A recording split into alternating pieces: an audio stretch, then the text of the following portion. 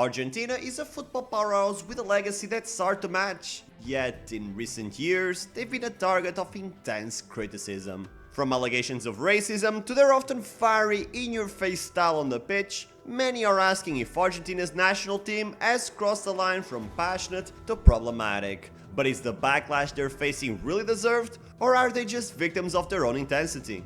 In today's video, we're breaking down the exact reasons that have sparked such global outrage. We'll examine the team's behavior and finally answer the tough question: does Argentina deserve the hate? Well, for starters, Argentina has always been a controversial country. Even if you completely ignore their football history, many South American countries dislike their mentality. People from other continents might go their entire lives without even thinking about this, but Argentines tend to be seen as racist and having a superiority complex over other nations like Brazil, Peru, or Chile. The sentiment most neighbor nations have about them is that they feel European, and obviously, that will always rub South Americans the wrong way. As you can expect, many football rivalries tend to reflect the societal issues and grievances countries have with each other, so it's only logical that Argentina will always be the most hated South American country. But why are they suddenly hated by the whole world? To answer this question, we need to travel back to 1986. Maradona was the king of football, but on the 22nd of June 1986, he ascended to God after scoring a handball to eliminate England from the World Cup. Couple that with Argentina's invasion of the British Falkland Islands just 4 years prior and you get a recipe for eternal British hate. If you go even further back to 1978, you'll quickly realize that Argentina's first World Cup victory was shrouded in controversy. From the dictatorship that ruled the country and used their time as hosts to improve their image, to their controversial 6-0 win over Peru, which many claim was a fixed match, it's hard to feel like Argentina were deserving champions, especially when they shared the stage with the total football Dutch side. At the end of the day, two of Argentina's World Cup victories will always have an asterisk for most international fans who live to see them. And to be completely honest, I don't really blame them. Still, that's far from the reason why they're hated. Most fans who have a problem don't even know or care about anything I've previously stated. Instead, most are fixated on their World Cup win in 2022 and this current generation's shenanigans.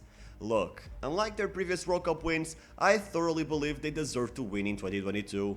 They weren't favored in any capacity, they overcame adversity, and they didn't have an easy road to the final by any means. However, the way they did it was shady to say the least. In every big match, Argentina always comes to the pitch with a clear strategy. They dive, they foul, and most importantly, they play mind games with their opponents and with the refs.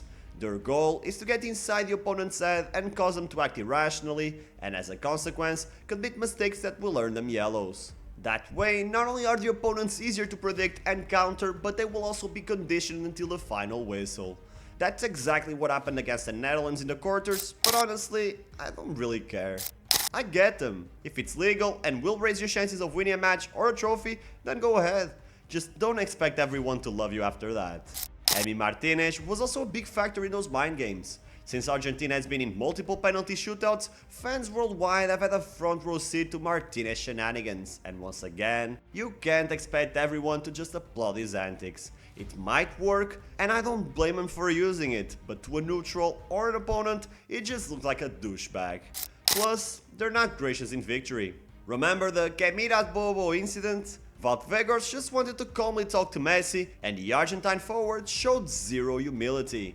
More recently, after their Copa America win, the Argentine squad mocked France for the color and origin of the majority of their players.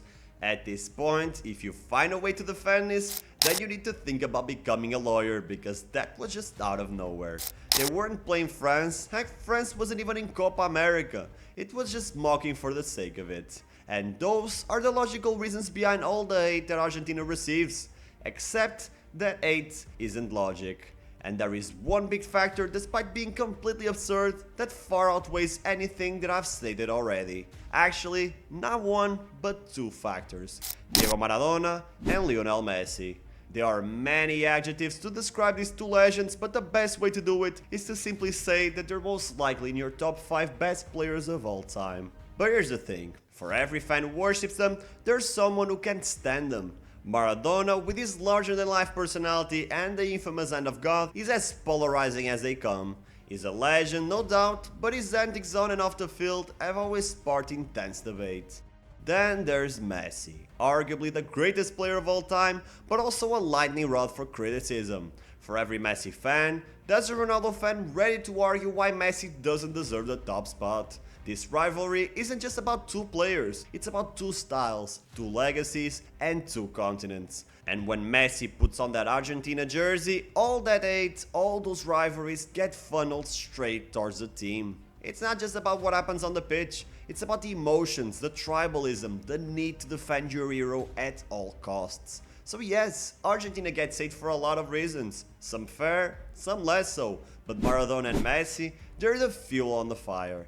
They elevate the passion, the arguments, and ultimately the hate that Argentina faces. But that's what comes with being at the top.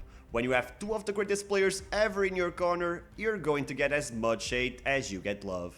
But I wanna hear what you think. Do you dislike Argentina or their national team? Let me know in the comments. Drop a like to help push this video to more people and subscribe to Thorn FC for the best football stories on YouTube.